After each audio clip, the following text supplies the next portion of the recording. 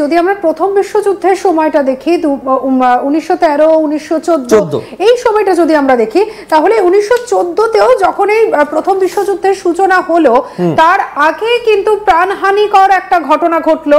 অস্ট্রিয়ার যুবরাজ এবং তার স্ত্রী তাদের মারা যাওয়ার ঘটনা ভয়ঙ্কর, এবং তারপরেই কিন্তু আস্তে আস্তে প্রত্যেকটা দেশ জড়িয়ে গেল। এবারে যদি আমি দেখি দ্বিতীয় বিশ্বযুদ্ধের সময় সেখানেও চলে আসছে পার্ল হারবার অ্যাটাকের মতো প্রাণহানির ঘটনা। এবারে চলে আসছে আমি কাট্টু 2025। এবারে যদি আমি শুধুমাত্র ভারতবর্ষের দিকেই তাকাই তাহলে পেহেলগাম অ্যাটাক, এবং একটার পর একটা দেশ এই যে জুড়ে যাচ্ছে, পুরোটাই কি আসলে এক সুতোয় বাঁধা? কি হচ্ছে? যা আগে হয়েছে তাকে আরো ভয়ঙ্কর ভাবে এবার আমরা দেখতে পাবো। এটাই হচ্ছে স্যাটার্নের খেলা, এটাকে বলা হয় জিওপলিটিক্স। জিওপলিটিক্স, আজকে আপনি যেটা বললেন পেহেলগাম, পুরো মঙ্গলের খেলা এটা। কারণ কি, আপনারা যদি খেয়াল করে দেখেন, বিশ্লেষণ যদি জিওপলিটিক্সটা দেখেন, আজকে আমরা সবাই চিৎকার করছি আজকে কেন নরেন্দ্র মোদী যুদ্ধ বন্ধ করে দিলেন, কেন আমরা আরেকটু বেশি পাকিস্তানকে অ্যাটাক করলাম না। কিন্তু এর ভেতরের রহস্যটা কি জানেন? যদি মঙ্গলের খেলাটা দেখেন তাহলে মঙ্গল ওই সময় কোথায় অবস্থান করছিল আর এখনকার অবস্থান কোথায়। ঠিক মঙ্গল যখন ওখান থেকে সরে গেল, দেন কি স্টার্ট হলো? এটাই খেলা শুরু হয়ে গেল ইসরায়েল আর ইরান। এই দুটো যুদ্ধ হবে বলে এটা কিন্তু বন্ধ হলো। এই পলিটিক্সটা বুঝতে হবে। আজকের ডেটে পাকিস্তান, চায়না,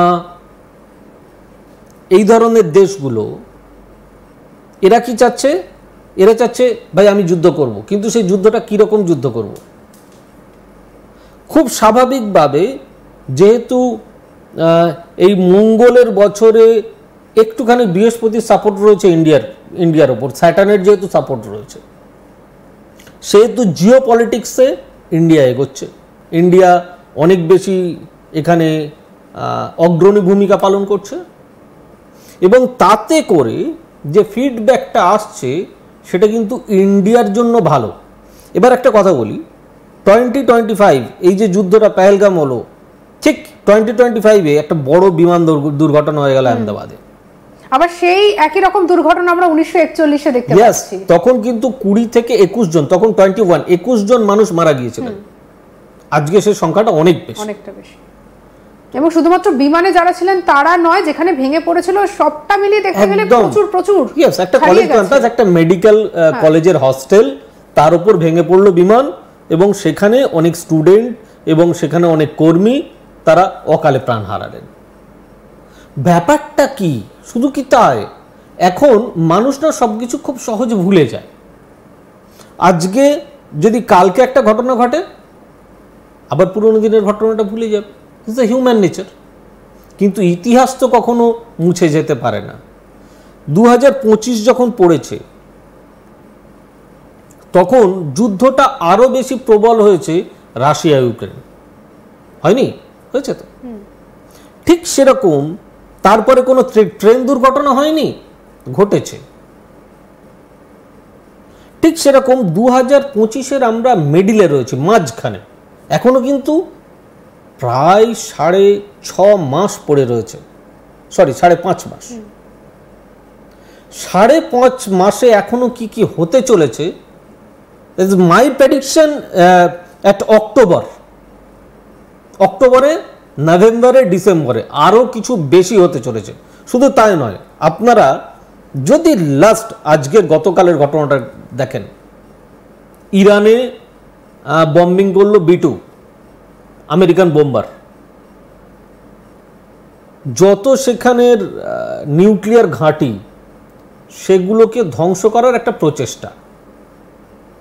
এখন এই ক্ষেত্রে আমেরিকার যে পটভূমি, আমেরিকা মনে করছে, মানে ও আগ্রাসন নীতিতে চলছে, মনে করছে সেই হেড অফ দ্য ডিপার্টমেন্ট, সেই নোবেল পাবে, সেই মঙ্গলের হেড অফ দ্য, কিন্তু গ্রহ তো কারোর কথা শোনে না। ঈশ্বর কি কারোর কথা শোনেন নাকি?